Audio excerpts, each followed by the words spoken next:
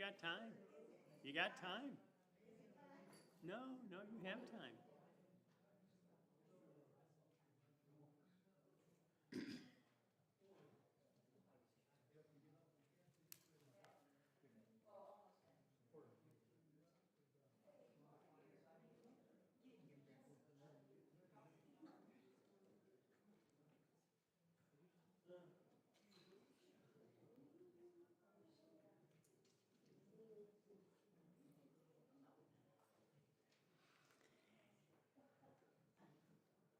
"30 seconds. 29, 28, 27, 26. Good morning. Welcome to Sunday school. Today we've been, faithfully working through this quarter, a lot of different topics. And today we're going to go back to an Old Testament study, and we're going to look at courage and being courageous and what that really all looks like. Courage is defined as the ability to do something that frightens me. So, we often talk about that in different ways, and I think you'll see the Tin Man up there. For those of you who are Wizard of Oz aficionados, the Tin Man wanted courage. And so I want to ask you this morning, as you think about this, do you have courageous faith? Do you have courageous faith? Well, courage takes a lot of different forms. We often say that people, maybe if they're battling cancer, they put up a courageous fight with cancer. Again, something they are afraid of, something that frightens them. And yet they deal with that on a daily basis, and they work through it. Courage is important, isn't it? And so the theme today is courageous faith. We find this in Esther. It's a familiar passage to many of you, Esther chapter 3 and Esther chapter 4. And the focal point is on this illustration of courageous faith that we find within the book of Esther. Well, let's think about what Joshua 1:9 says for just a moment. Have I not commanded you, be strong, and what's that word? And courageous. Don't be afraid, do not be discouraged, for the Lord your God will be with you wherever you go. Joshua 1:9 from the NIV. Sometimes it takes a bit of prompting for us to be courageous, doesn't it? Situations and circumstances have to present themselves for us to be courageous. And so the key for us when we get into a situation like that is to understand what resources we have available to us. And I think in this verse it characterizes it very well, because the Lord your God is with you. Well, the timeline, for those of you that like timelines, the events of the book of Esther took place between 483 and 473 during the reign of Ahasuerus. Xerxes, one is much easier to say, who reigned in Persia for a number of years there, 485 to 464. The children of Israel are in captivity again. And, it's been about 70 years that they've been in this location. And for us, that's, they've been integrated into society. And I think that that's important for us to understand. Some of the Jews had been allowed to return to Jerusalem, so we've got a contemporary of Nehemiah and Ezra. So some Jews had got to go back home. Others are still in the society there in Babylon, Persia. And so they're having to work through this and how they live their day-to-day life. And we're going to be looking at the events that cause us to think about what following God may really require of us. And as we think about our own culture today, we can quickly see the acceleration of, when I have a testimony for God, the cost that may come along with that. How would the Jews be saved from this captivity? What was going to make the difference for them? And who would be used to make the difference for them? Well, I thought let's talk a little bit about a villain. Who's a villain? A villain is a character whose evil actions or motives are important to the plot of a story. So we have villains, and we have heroes, don't we? When we think about a hero is a person who's admired or idealized for courage, outstanding achievements, or noble qualities. So as you think about that, all of us could begin to speak to a whole cast of characters. If I told you to reflect on it for a moment, that you maybe remember from books you've read or movie you've seen or television series. You can think about that. Well, the Bible also has a number of good characters and bad characters. Well, again, I want you to reflect on that for just a moment. Some of the greatest heroes in the Bible and some of the worst villains in the Bible.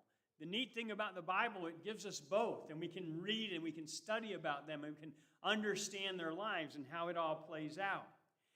Well, for those of you who are about my age, you know that character on the right-hand side of the screen. He's coming to save the day. His name is Underdog.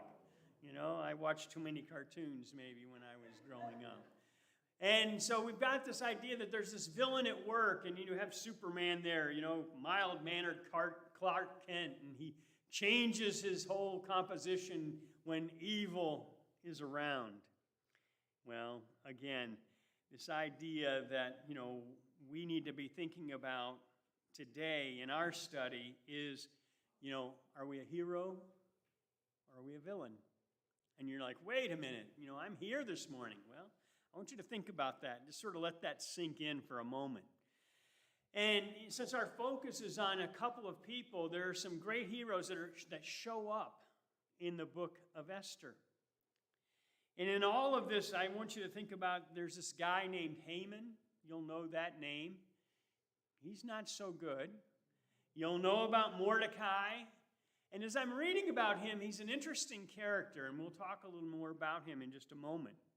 And then I have Queen Esther. And I know that most of you know the story of Esther.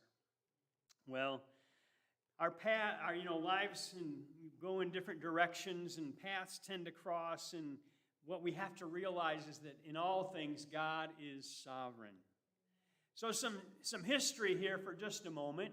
Esther chapter 2, verses 5 and 6, it tells us that in Shushan, the palace, there was a certain Jew whose name was Mordecai, the son of Jair, the son of Shemaiah, the son of Kish, a Benjaminite, who had been carried away from Jerusalem with the captivity which had been carried away with Jeconiah, king of Judah, whom Nebuchadnezzar, the king of Babylon, had carried away. So what do we see here?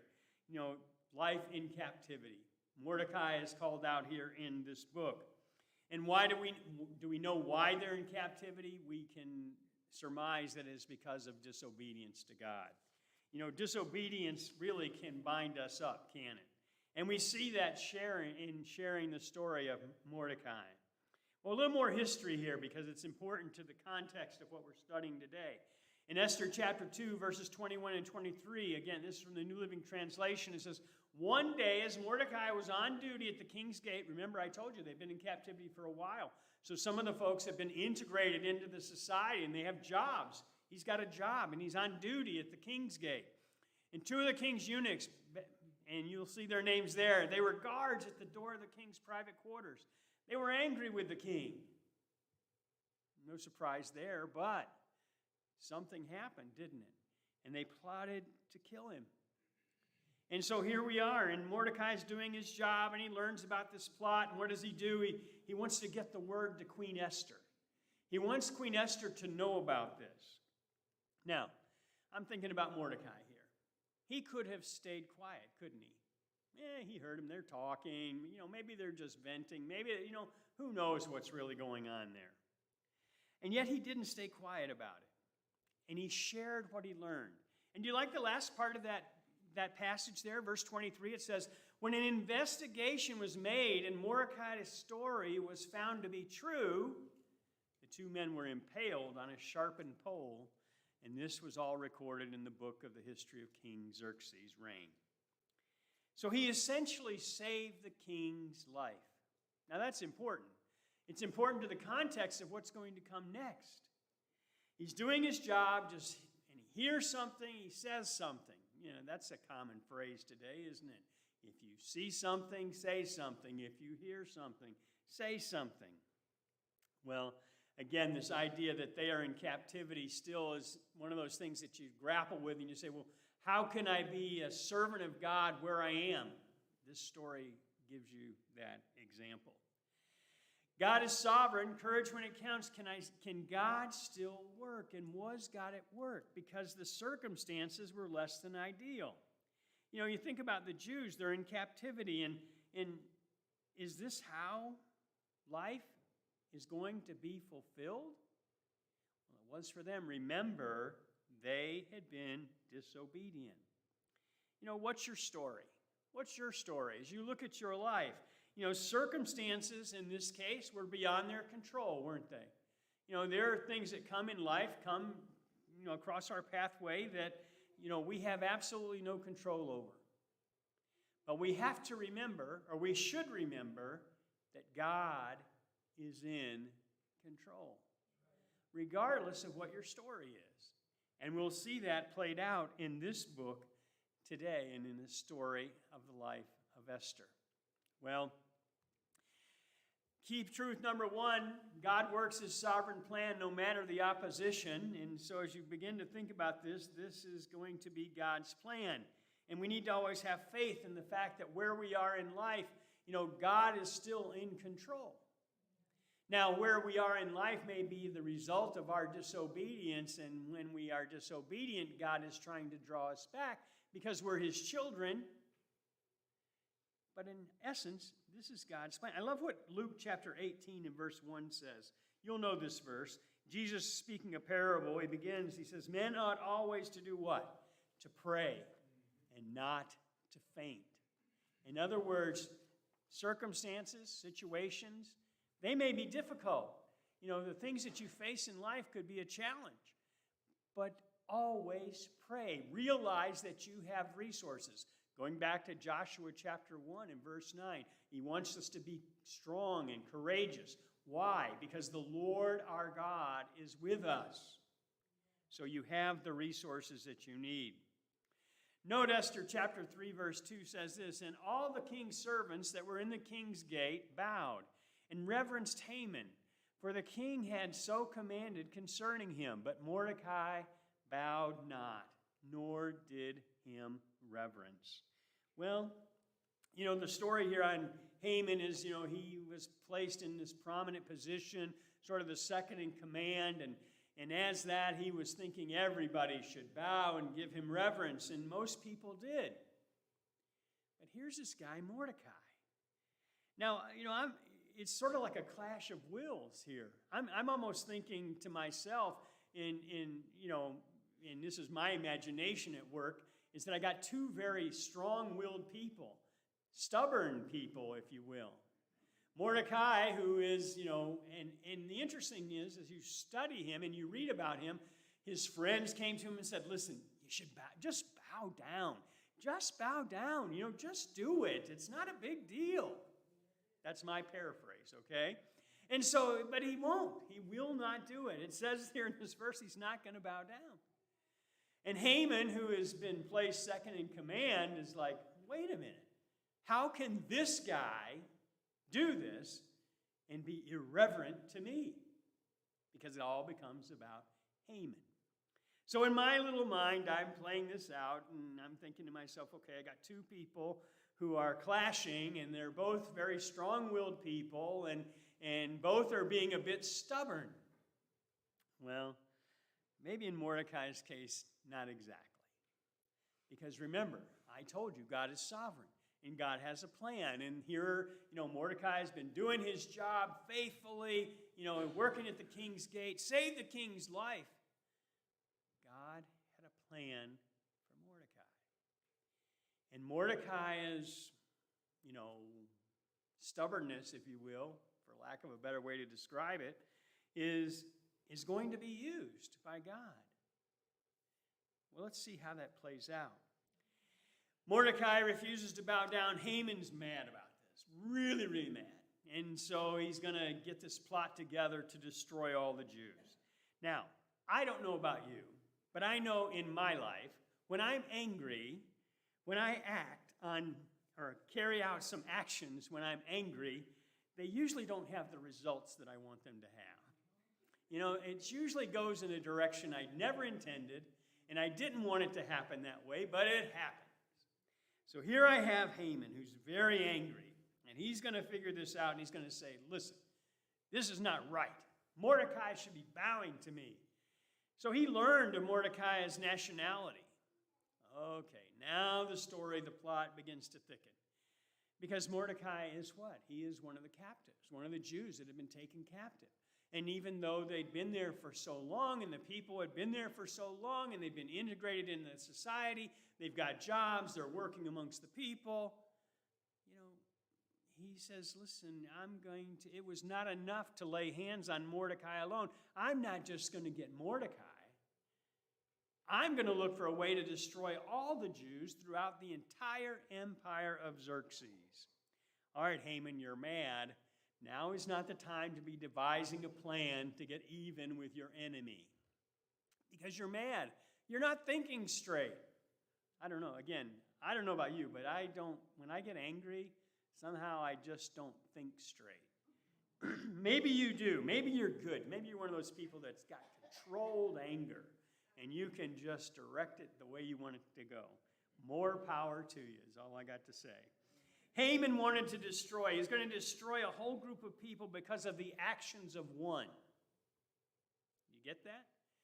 So here I can see why Mordecai's friend said, look, man, just bow down. Just do it. Don't get us all in trouble. You ever been in a situation like that where maybe a friend or a colleague says, man, just do it. Just do it. It's going to be okay. Just do it. Nobody will know. Life will be good. Well, can I say to you that our actions do affect others? And we see that in this story. So if you ever doubted it, if you make someone mad, your actions could impact someone else. And again, I'm thinking to myself that Mordecai is just being stubborn. And I don't know if I'm right or wrong about that, but again, as I read this passage, it just seems like, Mordecai, really? You're bowing to the king, and here's the second in command, and you're not bowing to him, and you're captive, and maybe Mordecai, like I said, this has been a 70-year saga, so maybe Mordecai has seen a lot come and go and thought, I'm not supposed to have to bow to the second in command. The sad thing is I don't really know the answer to that question. So if you're looking to me to solve that dilemma for you, I want you to go study and find out. If you find the answer, tell me. Because I'm curious about that. Why? Well, if I zoom in on this for the moment, I know that the persecution faced by God's people demonstrates what? That bad things happen because the world is a sinful place. And this, again, is one of those dilemmas. It's an age-old dilemma, and maybe you've witnessed to someone, and they say to you, well, why does God let these bad things happen? It's because the world is a sinful place. And so bad things happen. And bad things happen to good people. And so here we have Haman devising this idea that, I'm not just going to get Mordecai, I'm going to get all of these people because they don't respect me, they don't honor me, they don't reverence me. Well, again, this is going to be God's plan. We're looking back, so we can see that, can't we? Can I ask you this question? Have you seen God's hand at work in your life? Now, the interesting thing is in the moment, we may not know it. And I think that's the challenge that we face, because sometimes we feel as though we're going through situations all alone. And so in this situation, we can look back and we can see that how God was working and how things were going to work out. And so if I'm looking at this, I can see God's hand at work. Now, God is never mentioned in this book, by the way, just in case you are wondering about that. His name was never mentioned. And so, but I can look back and say, okay, God's work has worked through this. So since I know that God is working his plan, and I need to watch for ways to be used by him. Again, looking back, you can recognize God's hand in your life. And it's so important that we are reflective at times, that we take time to look back, because that's how we can appreciate those blessings that God brings our way. Even though in the moment we may not see them and we may not understand what we're going through. And we may not like what we're going through. Well, he, being God, God is near. God has a plan. In circumstances they would cause one to think that the situation was hopeless. As I'm looking at this, okay, Haman's a powerful man, very powerful. And so, maybe Mordecai's friends lobbying hard, saying, Mordecai, just do this. Just do this. Maybe there's a reason they were saying that. Well, can I say to you that God put Mordecai and Esther in a position to help accomplish his plan? His plan. Remember where these folks are. And can I say to you that God can do exactly that with us? He can put us in a position to help accomplish his plan. God's plan, darkness and evil motives were coming to light, weren't they? And again, the story of Haman. He's like furious about this. He goes to the king and says, listen, I need a decree. Can you make this decree? And can we just have this, we can settle this right now for people that are disrespectful and won't reverence the king. And it's interesting because Mordecai worked the king's gate, didn't he? So in my mind, maybe the king knew of Mordecai. Well, God has people who will carry out what needs to be done, and they'll be courageous, and they'll confront evil when they see it. Most of the thing, when we have a storyline that plays out, we talked about villains and heroes. We always want good to overcome evil, don't we? It's just in us by nature. It's like we want the good guy to win. And when the good guy's not winning, it sort of gives us a little disconcertion, if you will. We get discombobulated. We're like, wait a minute, this is not how the story should be. And if it ends with the bad guy winning, most of us would say, oh, that's terrible. And so I've sort of tipped the scale here, haven't I? Because we know how this story ends. So key truth number 2 is this: believers do what is right even when it may cost them. Now how? Why would I jeopardize my life and my position? Why? Because it's so important that I focus on what is right. Note this verse, verse 3. And as news of the king's decree reached all the provinces, there was great mourning among the Jews. They fasted, wept, wailed, and many people lay in burlap and ashes. There was nothing to celebrate for them in what has been communicated, what's been planned. Here I am in captivity, and now my captor has set a date for me to be killed. My neighbor can kill me just because of who I am. Wow. No wonder they're mourning. These are people who have integrated into society. They were their neighbors. They were maybe their friends. They were part of the culture of the day.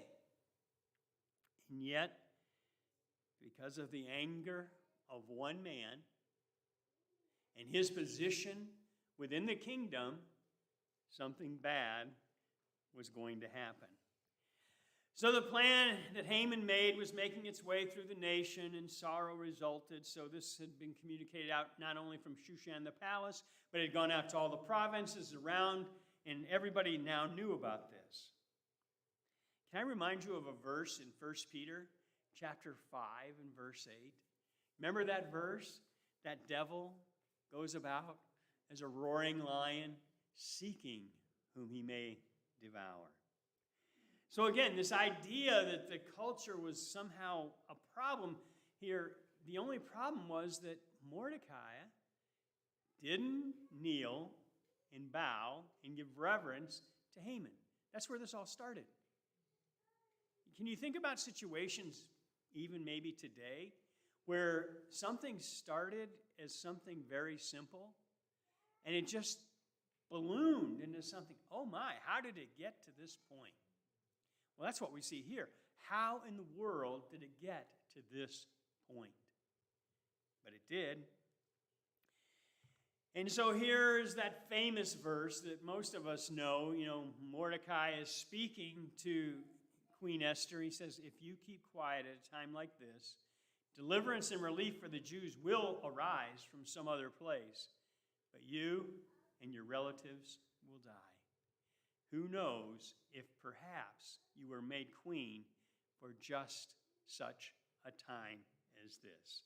So Mordecai had some wise words for his niece. Now, remember, I didn't tell you that earlier, but this is his niece, and he had helped raise her because apparently her parents, were no longer in the story.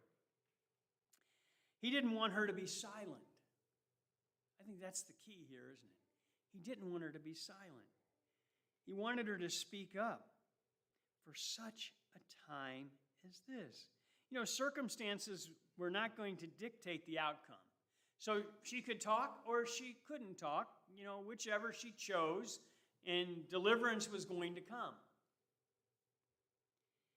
Because that's what Mordecai says in this verse. It's like, okay, you can do it or you don't have to do it, but either way, God will deliver. Relief for the Jews will come. So these circumstances, just imagine again, you are in this situation. You are Queen Esther. You know the rules of the palace. And all of a sudden, your uncle comes to you and says, listen, you got to speak up. You got to say something. If you see something, say something. Mordecai had already done that, saved the king's life. Well, what does Esther understand? Esther understands that God had placed her there as queen for a reason. She begins to process this. As we go through that, we begin to see that she understands that. And she agreed to do what? To go before the king. After what? She wanted the people to fast and pray. So in my mind, that tells me she realized she could not do this in her own strength.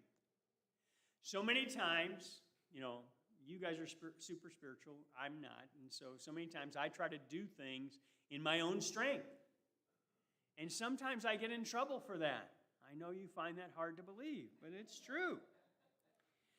But she courageously recognized the risk. And what does she say? If I perish, I perish. Now, Esther was there for a reason. So let me fast forward to today. What about you? Think about the circumstances and the situations where you are today. Are you there for a reason? Have you thought about it? Have you thought about maybe this is what God is doing for you so that you can be a light for Him?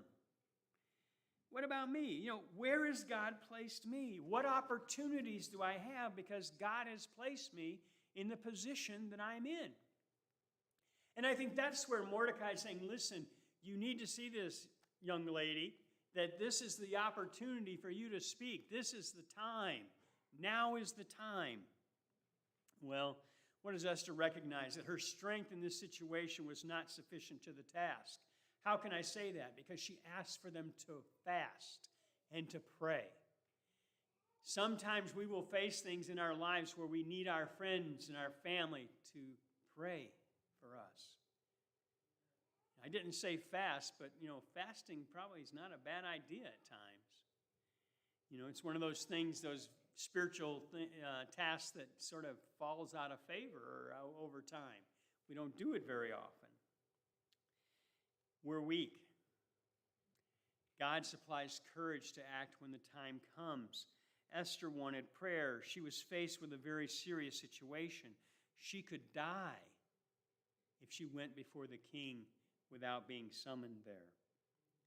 She needed the support of others. Maybe you find yourself in that sort of situation at times, from time to time, where you need the support of others. Maybe you're carrying a load, and you need someone to come alongside and just be there. Not to solve it. She didn't say to them, okay, I want us all to go together. She knew this is what God wanted her to do. This was her chance. So sometimes maybe we just need someone to come alongside us and know that they are praying for us, to have the confidence that they're there. I like what Matthew chapter 10 and verse 19 says. But when they deliver you up, take no thought how or what you shall speak, for it shall be given you in that same hour what you shall speak. Jesus is prepping his disciples. You'll be given the right words at the right time. It'll be there for you. Well, how do I apply this? If I'm going to apply it, I need to do what's right even when it may cost me. You know, that's the challenge, isn't it? That's the challenge. I need to always do what's right. Again, back to Esther chapter 4 and verse 16. New Living Translation on the screen there. Though it is against the law, I will go in to see the king. If I must die, I must die. Well, this is a small picture of one person making a difference because she was willing to step out. And notice it was at the encouragement of someone else. We need to be discipling people behind us to step out, to use their talent, to speak when we can't speak. We need to keep doing that. It takes courage to do that. You know, so many times you get in sort of a groove and you like where you're at, and if I'm saying to you, you need to be challenged a little bit, you're like, well, you know, I'm sort of comfortable where I'm at. Did you know most of us like the status quo? If I asked any of you in here this morning, all of you would say, I don't like change. And yet, life changes. And we've got to be prepared for that. And we have the courage to move along with it. Well, the story of God's deliverance in Esther's time stretches over a period of almost a decade. What does that tell me? It tells me that God will deliver in his own time. So deliverance was going to come for the Jews. This interaction didn't immediately free them, did it? And so this intervention saves their lives. That's important to know because she was willing to step up and say something. It was bad news for Haman, but it was good news for the Jews. But it's God's work and God's timing. So many times we say that, don't we? But do we believe that? Do we trust in that? God's work in God's time. So what happens here? I need to trust God with the results, and that's what's going to happen. Why do I need to trust God with the results in my life? Because he loves me. And for those of you who weren't here earlier, you'll hear in the message that he loves you very, very much. He wants what is best for me.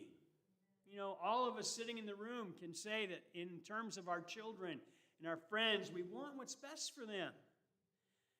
And then he has the knowledge, the wisdom, and the power to accomplish his will.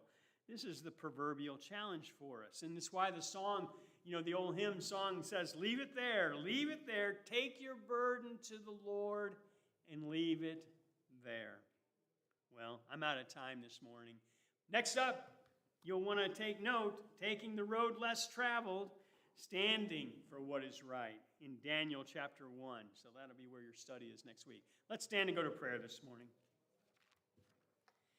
Heavenly Father, we come to you this morning. We thank you for this time we have to share together. Thank you for the things we can learn from your word, and Lord, and how timely some of the applications can be.